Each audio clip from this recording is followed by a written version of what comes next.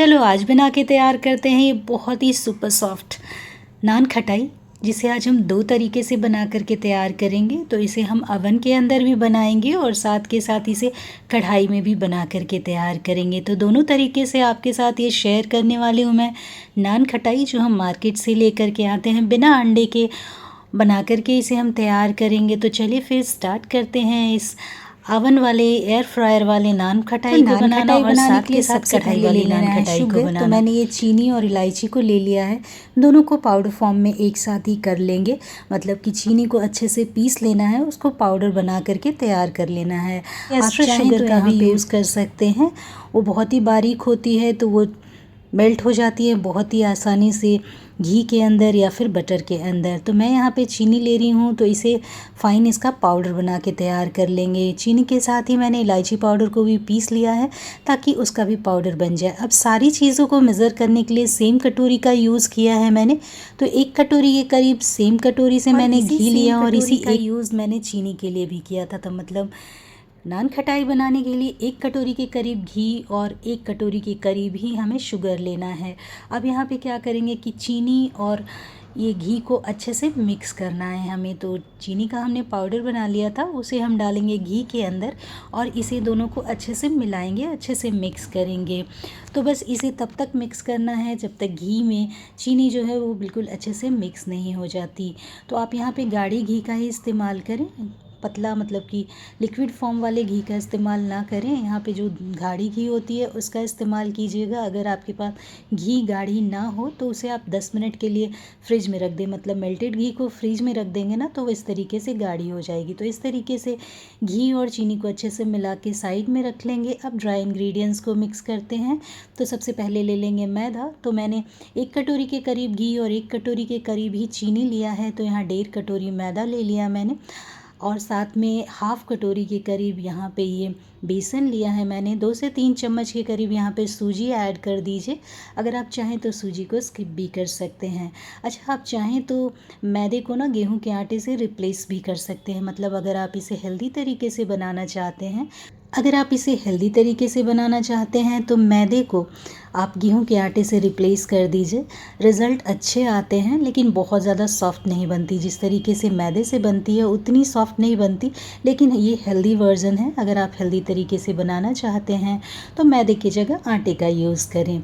अब इन सारी चीज़ों को अच्छे से मिक्स करने के बाद यहाँ पे ऐड कर देंगे 1 चम्मच के करीब बेकिंग पाउडर और हाफ़ टेबल स्पून के करीब यहाँ पे बेकिंग सोडा ऐड करेंगे।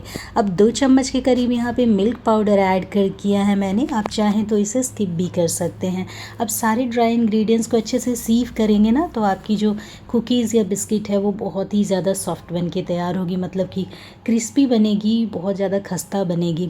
अब ये जो हमने ड्राई इंग्रेडिएंट्स को रखा उसमें ये वेट इंग्रेडिएंट्स मतलब कि घी और चीनी का जो मिक्सचर बना के तैयार किया ना उसे मिक्स करेंगे। अब इन सारी चीज़ों को मिला करके हाथों से मिक्स करके इसका एक डो बना करके हम तैयार कर लेंगे। तो बस धीरे धीरे हाथों से इसे मिक्स करते जाइए और इसका डो लगा करके तैयार कीजिए। अगर आपको यहाँ पे डो लगे कि वो नहीं बन रही है तो आप आधी चम्मच के करीब घी का इस्तेमाल और कर सकते हैं। दूध का इस्तेमाल बिल्कुल ना करें, नहीं तो इसकी जो शेल्फ़ लाइफ है वो बहुत ही कम हो जाएगी, बहुत जल्दी ये ख़राब हो जाएगी। तो बस दूध का इस्तेमाल बिल्कुल ना करें, पानी का इस्तेमाल भी बिल्कुल ना करें। और अगर कम पड़े तो आप यहाँ पे घी ऐड कर सकते हैं। मतलब अगर डो की तरह ये ना बन रहा हो ना तो आप यहाँ आधे चम्मच के करीब घी बढ़ा सकते हैं। लेकिन ये देखिए परफेक्ट कंसिस्टेंसी की ये बनकर के तैयार हुई है, क्योंकि मेज़रमेंट के हिसाब से अगर आप बनाएंगे ना तो ये बिल्कुल परफेक्ट बनकर के तैयार होगी। तो ये देखिए इस तरीके से गोले बना करके और नान का शेप दे देंगे। तो ये मैंने इस तरीके से नान का शेप दे दिया है। अब अगर आप चाहें तो मिक्सचर के अंदर अपने पसंद के ड्राई फ्रूट्स और नट्स को भी यूज़ कर सकते हैं। अब इस तरीके से मैंने ट्रे ले लिया है। ट्रे के अंदर थोड़ी थोड़ी दूरी पर सारे जो हमने नान खटाई बनाई ना उसे असेंबल कर देंगे। इस तरीके से डिस्टेंस ज़रूर रखिएगा, क्योंकि जो नान खटाई है ना वो बेक होने के बाद फैलती है, थोड़ी बड़ी हो जाती है साइज़ में। तो इस तरीके से डिस्टेंस करके इसे रखें और इस तरीके से ट्रे में अरेंज कर लिया मैंने। अब इस ट्रे को ना 10 मिनट के लिए फ्रिज में रख दीजिए। और इसी तरीके से मैंने कुकटॉप के ऊपर भी बनाने के लिए नान खटाई को अरेंज कर लिया है। तो प्लेट में रख दिया और उसी तरीके से डिस्टेंस मेंटेन करके रखें। और इस प्लेट को भी हम 10 से 15 मिनट के लिए फ्रिज में रख देंगे ताकि ये थोड़ा हार्ड हो जाए। अब क्या करेंगे कि प्री हीटेड अवन के अंदर 170 या फिर 160 डिग्री पर इसे हम बेक करेंगे 18 से 20 मिनट के लिए। और उसी तरीके से कढ़ाई को रख दीजिए कुकटॉप के ऊपर, बीच में कोई जाली या कटोरी रख दीजिए जिसके ऊपर आप अपनी ट्रे को रखेंगे और इसे 10 मिनट के लिए प्री हीट कर लीजिए। और प्री हीट करने के बाद ये देखिए इस प्लेट को हम इसके अंदर डाल करके लगभग 25 से 30 मिनट तक कुक करेंगे। शुरू के 5 मिनट के लिए इसे हाई फ्लेम पे रखें और उसके बाद इसे मीडियम फ्लेम पर 15 से 20 मिनट के लिए कुक कर लें।